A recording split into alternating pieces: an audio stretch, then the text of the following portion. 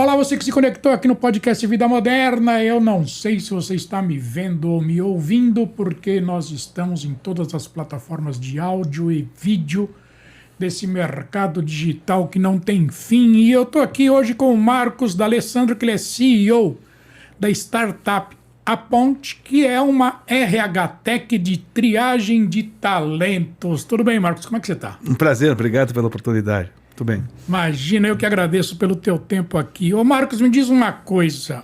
Uma RH, Recursos Humanos Tecnológicos, se é que eu posso dizer assim, né? Você recruta inteligência artificial ou você recruta humanos? Como é que é o negócio? Explica para mim o que é então, a tua a gente usa a tecnologia, então, claro, inclusive a inteligência artificial, para fazer recrutar, buscar talentos. Tá. E a gente se especializou na primeira parte do recrutamento, que é a triagem, né? A gente focou nisso, então... Tem muitas startups hoje, o mercado está muito quente, então... Só falar, o ano passado se investiu em HR Techs, ou as RH Techs, mais de R$1 bilhão, então o GUP recebeu 500 milhões, Solids, tem várias empresas que receberam bastantes aportes, temos já dois unicórnios. É mesmo? Que é a GUP e a Solids, né? Sim. E então é um mercado bem quente, né? Está se consolidando. E aí tem várias etapas que foram criando vários tipos de HR Techs, as HR. Então, especializadas em educação, em curso, em testes, tem a gente chama das ATS, que são as automações do processo, né? E tem a parte de recrutamento específica que a gente se especializou, né? Então, a gente vem trabalhando aí mais de 2 anos e pouco com inteligência artificial nesse negócio. Tá, a tua parte, você como CEO, você não é programador, você é um cara de negócio. Eu vim do outro lado da mesa, né? Eu tenho uma carreira de executivo, eu sou economista da USP. Fui muitos anos diretor de planejamento, diretor de financeiro. Aí trabalhei com inclusive mídia, né? Trabalhei mais de 18 anos com a Gazeta Mercantil, mais quase 2, 3 anos no Jornal do Brasil. Tá. E depois segui carreira, eu criei uma empresa de reestruturação. Eu trabalhei alguns anos com reestruturação de empresas, dado que eu trabalhei com muito... Reestruturação se chama... Vai até a recuperação judicial? Não? Sim, até eu só aí eu passava a bola com a recuperação judicial. Mas a gente preparava, tem toda uma metodologia. Sim. E eu aprendi isso dentro das empresas em crise, né? Trabalhei muitos anos em empresas em crise, como diretor financeiro. E eu fui aprendendo, e aí criei essa empresa. Aí ela ainda existe, é a D'Alessandro Consultoria. Tá. Mas fiz algum capital e resolvi ser empreendedor nos últimos 6 anos. Tá. E encontrei um amigo meu que há 20 anos trabalha com inteligência artificial. Ele tem um laboratório de inteligência artificial aqui no Instituto de Matemática e Estatística da USP. Sim. Ele já fez 6, 7 startups com êxito. Muito sucesso e ele me chamou. Vendeu? Ele já vendeu. Hoje ele está com 4 startups. Tá. E eu fiquei sócio dele. Tá. E aí eu tentei antes disso sozinho, voo solo. E fiz uma startup de saúde, de gestão de dengue. A ideia era ótima, mas faltava experiência Sim. E aí eu peguei essa experiência, então juntei lá a minha vida corporativa antiga, né? Com essa experiência de startup e fiz um intensivão de... Então, trabalhei aí a gente fez a startup, aí eu fiz vários ciclos de inovação. Então, dentro de inovativa, a gente fez tem várias coisas, um aprendizado muito intenso. Sim. E é gozado, né, que eu tô com 5.5, então vamos dizer que até os 48 anos aprendeu. Eu tenho a vida corporativa, antiga, até, e nesses últimos 6 anos, uma intensidade de aprendizado. Sim.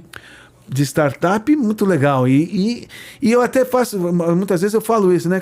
De se renovar, né? Esse mundo hoje, com essa velocidade de mudança. É impressionante.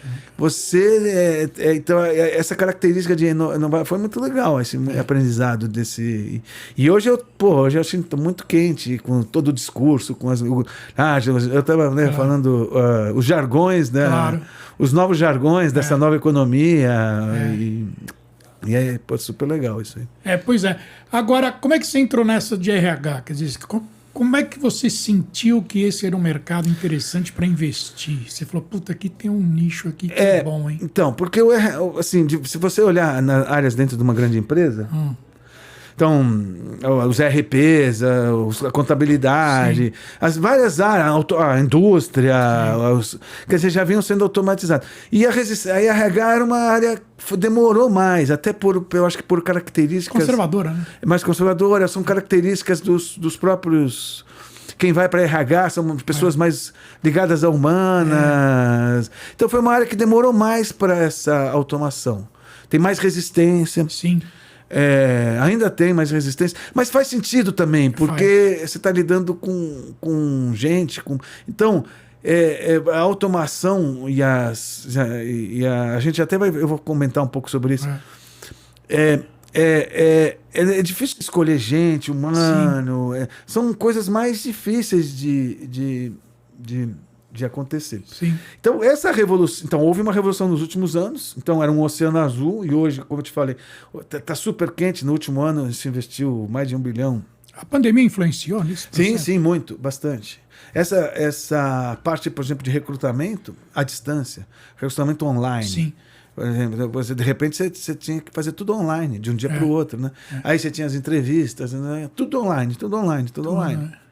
E quem tinha esse sistema pronto, a gente estava fazendo isso, deu uma esquentada, né? Eu conheço alguns talentos aí que moram no quarto da casa deles e trabalham para a Califórnia. Isso, então essa é uma das questões, né? Dessa mobilidade do home office, né? Isso na pandemia foi fundamental. Foi fundamental. E o mundo mudou, né? Nunca mais vai ser o mesmo, né? Depois disso, né? Então, aí você viu essa oportunidade e junto com o teu parceiro lá do laboratório, você falou, escuta, temos um negócio aqui, vamos desenvolver alguma coisa. Então, foi a história de sim. Então, como fazendo linguagem de processamento natural, que é a especialidade desse laboratório, que é lidar com dados não estruturados, né? Que a gente é uma outra. E eu estava falando, lá dados não estruturados é texto, imagem e som, né? Sim. Sei lá, 90% da informação no mundo é não estruturada, né? Exatamente. E 10%, e as pessoas têm trabalhado, né? Muito nas informações estruturadas. Isso. Então, o Oceano Azul, onde tem mais oportunidade hoje, sem dúvida nenhuma, é nessa parte de informação não estruturada. O currículo é uma informação não estruturada. De tudo que tem formatos diversos, leituras diversas, texto, né? Sim. E com essa especialidade, então a gente consegue ler currículo, a máquina, a inteligência lê, interpreta, consegue fazer leitura cognitiva, né? De interpretar o sentido das frases e tal. Bom, então vamos começar com isso, né? A gente tem uma oportunidade, a gente tem essa tecnologia e entramos a fundo nesse mercado, olhando o que estavam se fazendo. E tem hoje, então, por exemplo, essas grandes HR Techs, elas usam inteligência artificial. Sim. Elas usam as experiências do passado, né? O Deep Learning, o que está se fazendo antes para achar os currículos. Então, eles oferecem, a gente acha, você escreve aqui lá o perfil, né, do que se procura, você cliente, escreve um perfil do que você procura, a inteligência vai nos currículos de uma base de dados, acha o que tem mais matching com isso, dado a experiência do passado, palavra-chave, muita palavra-chave, busca de palavra-chave, e acha os currículos. Mas essas bases de currículos estão espalhadas pela internet? Tem muitas bases hoje grandes, né? Mas você não precisa pagar para entrar nessas bases? A maior parte sim, mas tem bases públicas também. Mas as melhores bases são pagas, né? Mas eu já falo do modelo, como é que, né? Então hoje tem startups que chama de job board, né? Você assina o LinkedIn, você assina o InfoJobs, Aí você coloca você aplica, né? Você põe um perfil, eles publicam. Sim. É como se você publicasse como antigamente, né? Você publica as suas vagas, as pessoas se aplicam. Sim. Aí você pega esses currículos e escolhe, vai e tria, né? Então, se tem uma empresa com grande empregabilidade, por exemplo, a gente trabalhando no Santander, a gente tem lá 160 mil currículos. Sim. Né? Que se aplicam lá, etc. Né? Aí tem que, você tem que olhar 160 mil currículos. Humanamente não dá, né? Não dá. Então, aí você não, aí mas o humano faz bem, né? Só que ele faz lento, ele é lento. Aí as inteligências artificiais vão fazer, então a gente faz para você. Vai, busca essas escolhas antigas e tal, a gente entrega a lista. O que vem acontecendo, e a gente sabe disso, as listas quentes, ou os rankings não fazem muito sentido, não tem muita aderência ao que o cara queria. Não, mas eu queria um cara com experiências crescentes, que tivesse uma trajetória. É assim que se vê um currículo, na realidade, né? Sim. E aí a gente teve esse insight, e usando a nossa capacidade técnica, a gente montou um modelo que é super disruptivo. Que a gente, então, em vez de usar a inteligência artificial, treinamento, como vem... E fora que o treinamento gera viés, né? Sim, sem dúvida. Os biases, hoje é um grande problema, inclusive ético, hoje, das inteligências artificiais, dos vieses, né? Sim. E escolha de pessoas, então, viés automático. Então, a gente não faz treinamento, é uma tecnologia, é borderline, é a última geração. Dado que esse laboratório está trabalhando com... Aí depois eu posso entrar em detalhe do professor, né? Que é o nosso mestre lá, que é o professor Roberto César, que é professor titular lá do IME. Mas então a gente resolveu, então a gente faz uma grande entrevista com o recrutador da grande empresa. A gente entende qual é o raciocínio, qual é o processo, qual é a estratégia que ele usa. A necessidade dele. Para buscar currículos. Então, você vai tirando isso do recrutador. Às vezes ele nem sabe. Incrível, né? A gente desenvolveu uma técnica de entrevista. Mas é humano. Mas é humana, é isso. E ele não sabe, a gente vai mostrando, mas você olha esse currículo, como é que você faz? Tem gente que tem mais clareza do que faz, mas tem gente que não. Mas, de qualquer forma, a gente pega os bons recrutadores e consegue clonar o raciocínio. A gente divide em raciocínios, né? Um currículo tem... todo currículo, por mais desestruturado que seja, ele tem... Isso a gente... É a nossa parte cientista, né? Sim. A gente divide essas informações em 14 tipos de informação. Tem, assim, de informações base, tem experiência, formação, línguas, tem lá, divide em 14... Sim. E aí a gente usa essas 14 informações para identificar qual é a lógica que ele usa. E aí a gente consegue montar, a gente faz uma clonagem. Então a gente cria um clone do recrutador. Quer dizer, deixa eu entender. Você deu o exemplo do Santander. Né? Você entrevistou, então, o recrutador do Santander, viu as necessidades dele e escreveu um algoritmo de acordo com o que ele precisava. Exatamente. A gente tem lá todos uns módulos, né? Então a gente constrói esse... Então, eu não lembro quantos raciocínios ele tem, mas... mas tudo bem. Mas, no geral, lá, não são tantos raciocínios. A gente tem 35 raciocínios já mapeados. Sim. E todo cliente novo que tem, volta e meia, aparece um novo raciocínio. Sim. Mas um cliente, em média, usa 8, 9 raciocínios para fazer uma escolha. Por que eu estou te perguntando isso? Porque quando você fala em inteligência artificial, a gente pensa numa coisa estanque, né? A gente pensa que inteligência artificial é aquilo, ponto, acabou, aquilo vai ficar...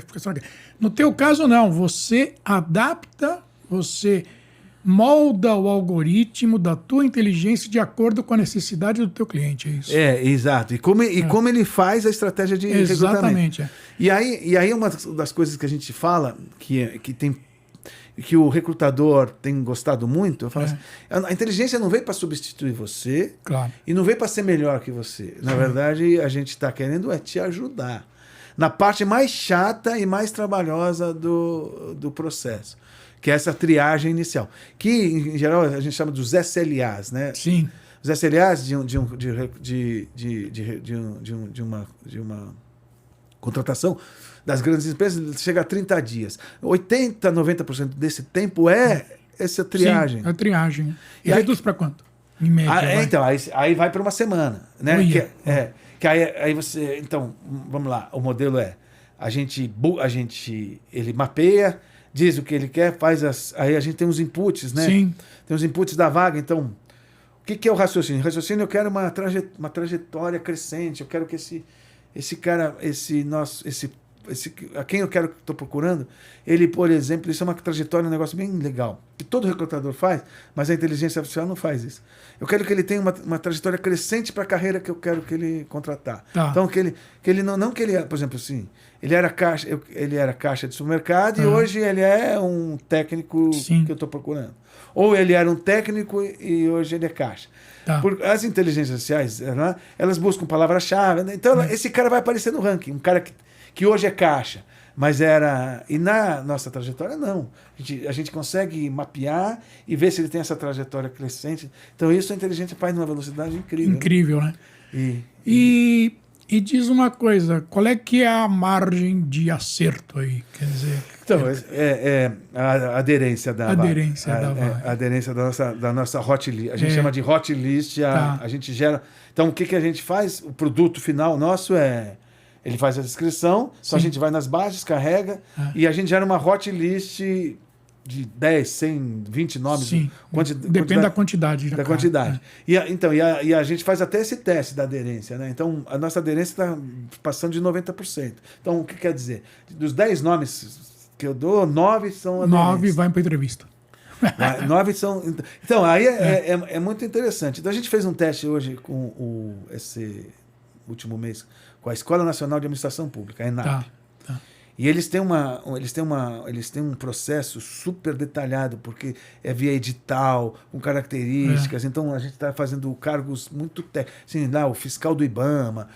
São técnicos, muito técnicos. Então. E a gente fez a nossa triagem e eles fizeram um manual deles lá. Eles leem 6 currículos por hora. É uma triagem muito... é um inbound, né? Então, ele publica, espera as pessoas se candidatarem. Eles têm uma aderência de 20%. Tá. A cada 10 pessoas que se aplicam, 2, 1... tem a ver com a vaga. Então, a maior parte do trabalho deles é ficar eliminando gente. Mais elimina do que efetivamente. Né? Aí eles fizeram uma lista dos 5 pessoas que foram para a entrevista e contrataram uma lá dessas 5. Tá. A gente fez... Eram 600 nomes. A gente pôs lá na nossa inteligência. Demos a lista de 5 nomes. Dos 5 nossos, 4 bateram. Um deles não bateu. Aí a gente até falou, pô, legal, bom. Mas por que do nome deles lá não estava na nossa lista? Aí a gente foi descobrir que esse era uma indicação lá. É isso que eu ia te perguntar agora, cara. Que o QI vai pro vinagre. O QI vai pro vinagre. Então era uma indicação lá que tinha sido. Eu ia te perguntar exatamente isso. Como é que fica o QI? E aí falou, claro, então não era para ter vindo mesmo, né? E o mais interessante é que o cara que eles contrataram foi o nosso primeiro colocado.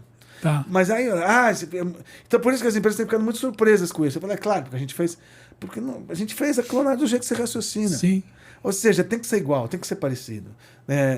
Então é muito surpreendente isso. Né? Agora, vamos pegar o mercado de tecnologia, que eu acho que hoje é o mercado que mais demanda e que mais falta emprego, na verdade. Até você vai falar em mercado de tecnologia.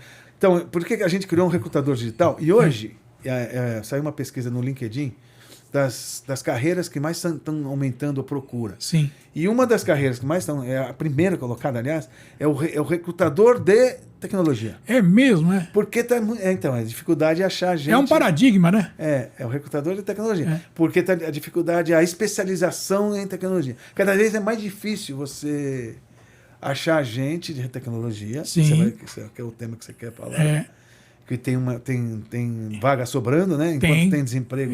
Exatamente. Está falando hoje em quase 500 mil vagas de tecnologia no não Brasil. Preenchidas. Né? Não preenchidas no Brasil. E aumentando. Aumentando, E por outro lado, nós estamos com uns 10 milhões lá, né, desempregados. Pois é. Como é que você... Mas aí é uma defasagem muito grande básica de ensino básico, né? Esse é o problema, né? De treinamento. De treinamento e tudo mais, né? Então, mas uma das coisas, por exemplo, que a gente consegue, usando a tecnologia, a gente tem ajudado as empresas, É porque você não consegue achar, no caso de tecnologia, exatamente, está faltando gente. Então você começa a mudar, você tem que afinar a estratégia. Então você não procura exatamente o que você quer. Você procura coisas próximas, pessoas com próximas e oferece um pacote. Porque às vezes a pessoa nem sabe, né, que ela tem aquela aptidão, né, que ela pode gostar daquilo, e aí você oferece treinamento, pacotes. Então você forma a gente. Aí você busca características depois comportamentais. E aí a gente chama de soft skills, né? Isso. Soft skills. Você busca pessoas que você vai investir para. Você tem que. Então, grandes casas que precisam de muito gente de tecnologia desenvolvedora tem esquemas de treinamento, de formação. Tem in-house, né? In-house, é fundamental. Senão você não consegue suprir essa demanda. E como é que você entra numa empresa para oferecer o teu sistema? É sempre pelo RH ou você vai por outro lado que aí te leva para o RH? Como é que então, é um pouco da história do Project Market Fit. A gente tinha um projeto, o início do nosso projeto, não tinha, a gente tentava fazer a tal do treinamento, de tecnologia, do treinamento e tal. E a gente vinha via RH falando que a gente tem um processo aqui que vai fazer um recrutamento melhor que você. Ixi, aí e vai te substituir. Tchau, muito obrigado. Então, bati lá nessa porta e mandava embora, né? E a gente, de fato, mudou a tecnologia e, de fato, mudamos o nosso discurso, que tem muito mais a ver. Claro. A gente não quer fazer melhor que você, a gente quer fazer quero te empoderar, né? Usar a tua inteligência, a tua expertise de recrutar e empoderar. Então, fazer esse trabalho duro dentro do sistema, com leitura muito mais rápida. Então, eu vou ler mais currículo para você, vou fazer essa triagem inicial, né? Do que eu estava falando, 90% do tempo. Eu vou carregar pedra para você. Carregar pedra para você, né? E aí a gente criou o tal a gente chama do meta-recrutador. É um recrutador digital.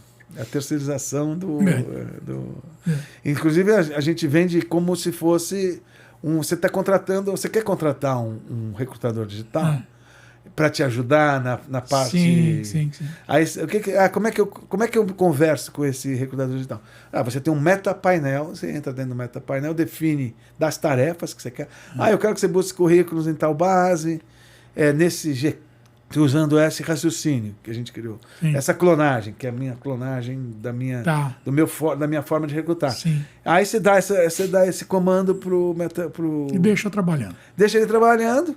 Se ele tem que buscar currículos hunting, ele pode fazer hunting, né? Sim. Ou a gente chama de inbound recruitment ou outbound recruitment. O outbound é o hunting, é buscar ativamente, etc. E o inbound é publicar e ficar esperando as pessoas se aplicarem. Ele faz as duas coisas.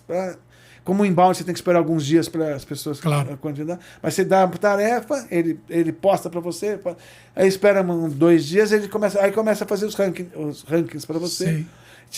Então é aquele trabalho de tirar quem não tem matching, ele já tira.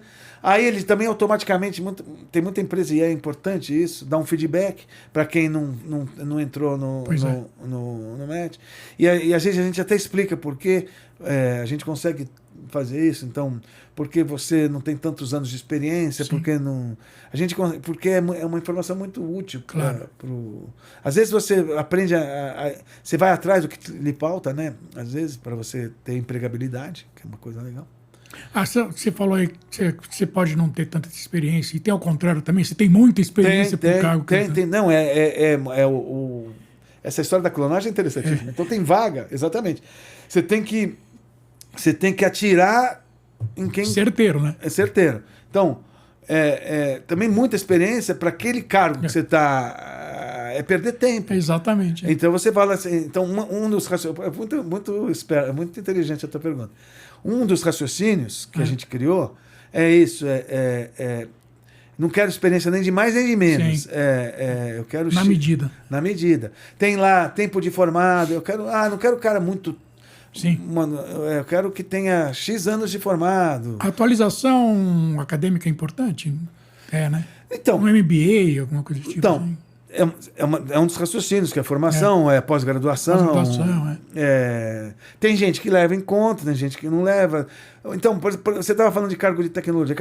Impressionante como a formação para cargo de tecnologia está cada dia menos importante.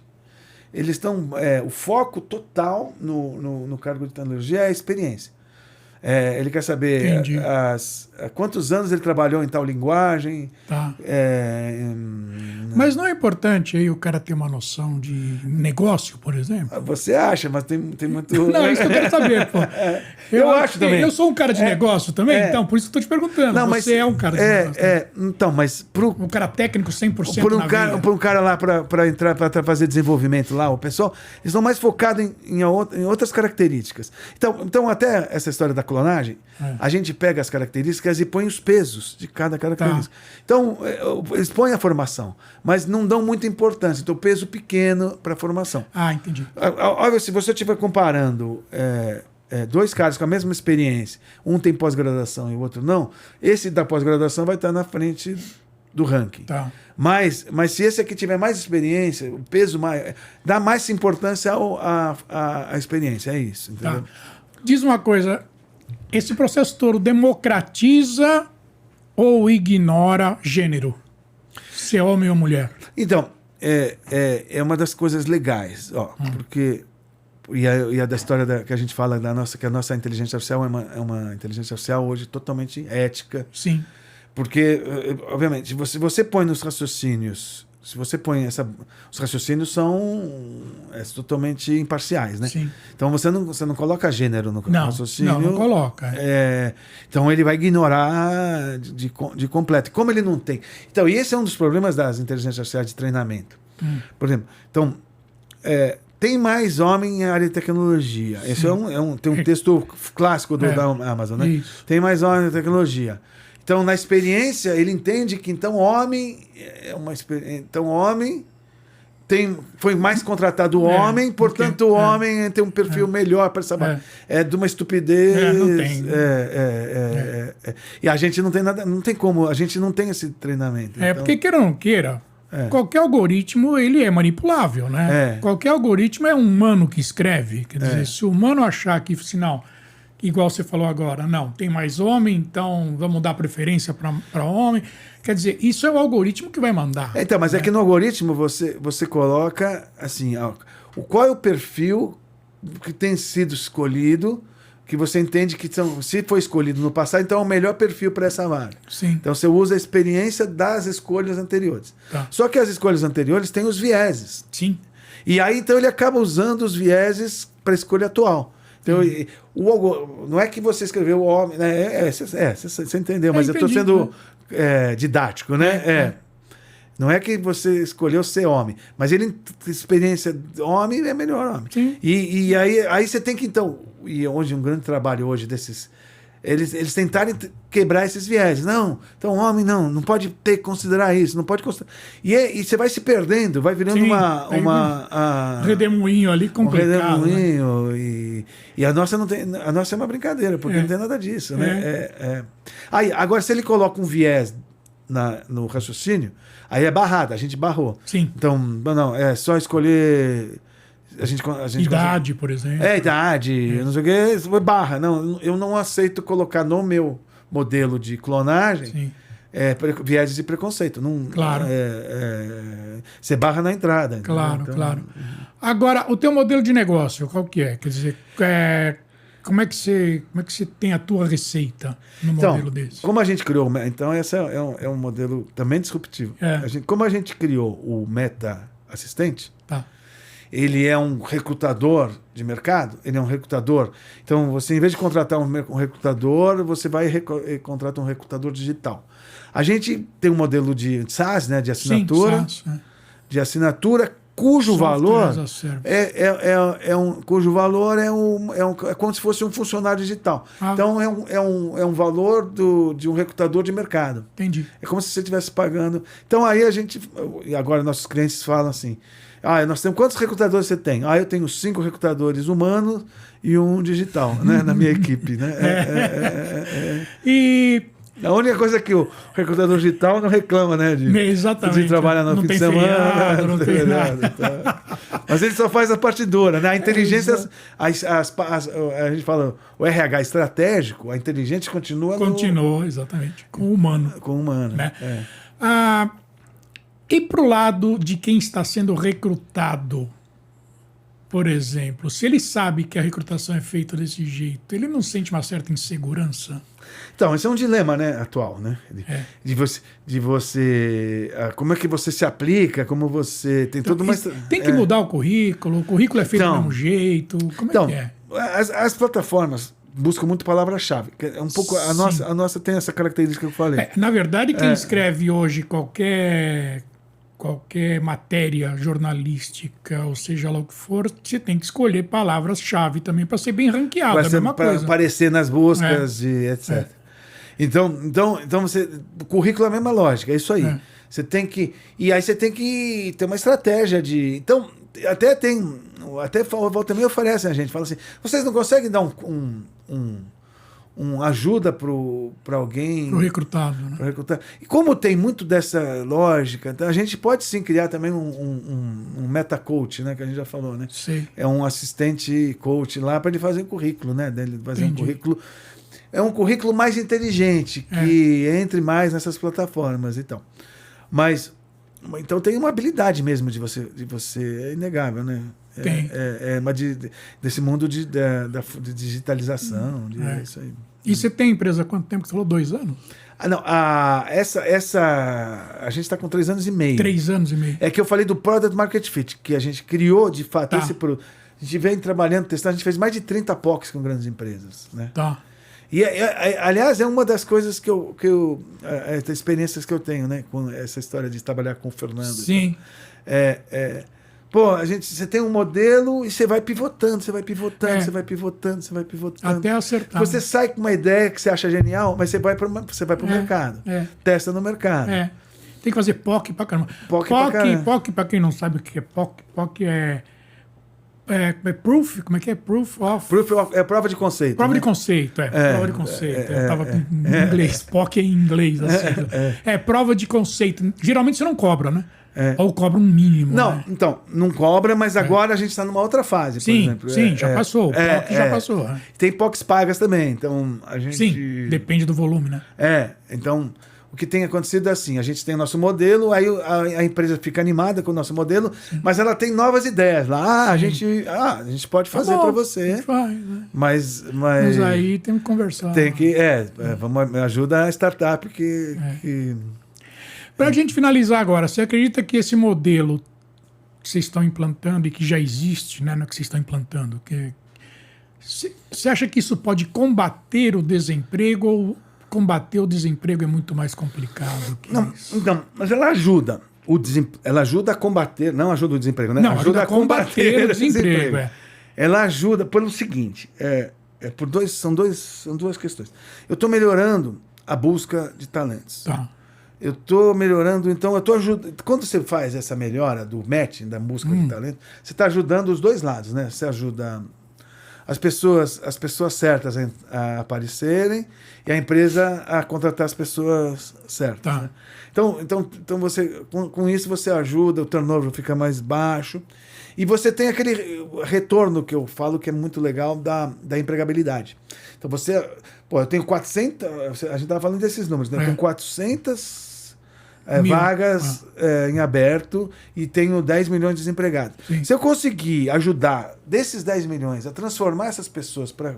Então eu estou combatendo o desemprego. Sim. Né? Eu estou ajudando as pessoas, eu estou ajudando elas a trilharem um caminho mais rápido para a busca da empregabilidade. Então, dentro das buscas, a gente consegue destacar o que falta no currículo dessas pessoas e a gente dá o feedback para eles. A ideias são muitas, né? A gente pode depois dar treinamento. Aí, assim, tem um mundo aí a ser descoberto, né? A ser descoberto e a inteligência. Eu sempre falo, a tecnologia ajudar a cobrir e a acelerar essa empregabilidade, né? Não só. A tecnologia, porque sempre que o discurso a tecnologia, a inteligência artificial substitui trabalhos e gera desemprego. Fato. Mas em um aspecto. Em outro aspecto, gera muitas outras novas oportunidades. Exatamente. E essas novas oportunidades requerem... O problema requerem novos conhecimentos, novos aprendizados. Então, tem que ajudar as pessoas a aprenderem a se tornarem, a voltarem a ter empregabilidade. Né? Exatamente. Olha, Marcos, é o seguinte, dá para ficar conversando com você aqui muito mais tempo, né? Esse aqui não vai ser o primeiro só que a gente vai fazer, eu vou querer fazer outros com você. Eu agradeço bastante pelo teu tempo aqui comigo. Eu sei que a tua agenda ela é bastante concorrida. Você cedeu para mim esses minutos. Muito obrigado, viu? Eu que agradeço. Foi um papo bastante agradável. Achei isso. Achei que fluiu aí. Bacana. Obrigado. E, obviamente, qualquer convite, eu estou de volta aqui. Tá bom. Muito obrigado. Obrigado. E aqui é Guido Orlando Júnior, diretor de conteúdo e editor do portal Vida Moderna, que você acessa em www.vidamoderna.com.br. E eu te lembro o seguinte, nós estamos em todas as plataformas de áudio e vídeo, estamos também no YouTube. E lá no YouTube eu peço, se você estiver no YouTube agora, dá um ok nesse vídeo aqui se você gostou. Se inscreva no canal, que isso ajuda bastante também. E lembre-se, além de bom conteúdo, nós entregamos conhecimento e eu te vejo num próximo podcast. Tchau!